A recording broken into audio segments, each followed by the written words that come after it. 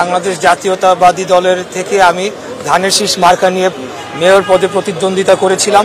তখন আপনি সহ সমস্ত মিডিয়ার ভাইরা আমার সাথে ছিলেন।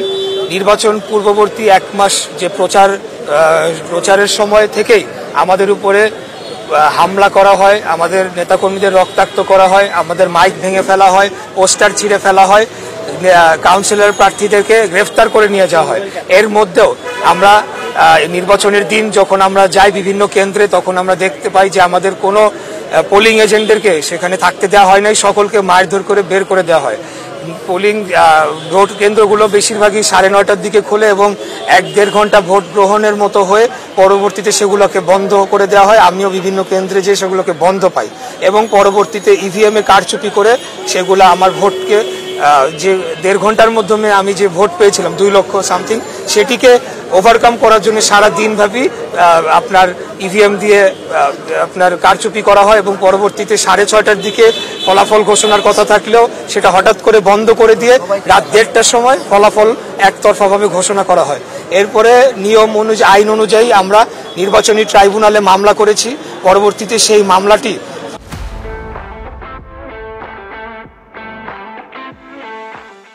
মেয়র তাপস, খুনি মেয়র হাসিনার যে আত্মীয় তাপস, সে সেই মামলাটিকে বাধাগ্রস্ত করার জন্য বিভিন্নভাবে আদালতকে চাপ প্রয়োগ করে এবং বিভিন্নভাবে সে বাধাগ্রস্ত করে।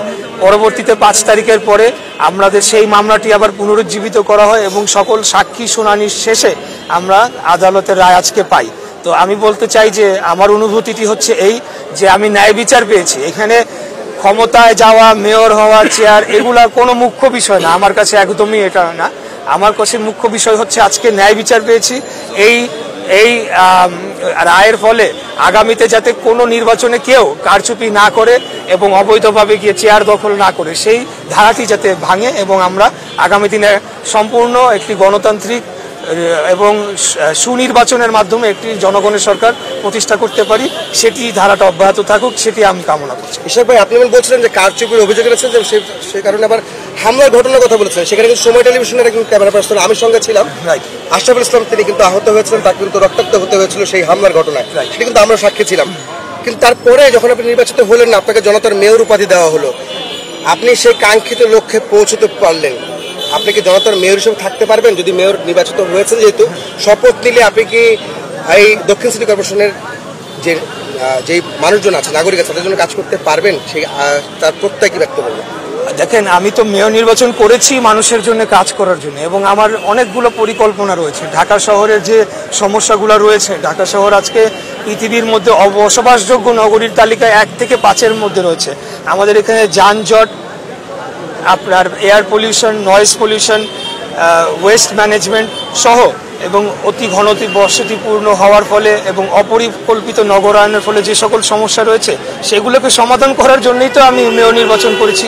আমাদের নেতা দেশনাল জনাব তারেক রহমান, উনি আমাকে প্রতিনিয়ত তখন গাইড করেছেন, আমার ম্যানিফেস্টো তৈরিতে উনি সাহায্য করেছেন, উনি যেভাবে বলেছেন কাজ করেছেন।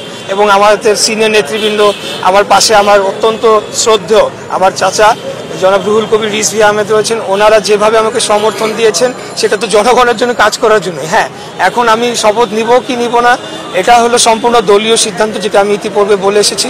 আমি দলের প্রার্থী ছিলাম, দল যেভাবে আমাকে নির্দেশনা দিবে আমি সেই অনুরূপে কাজ করে যাব।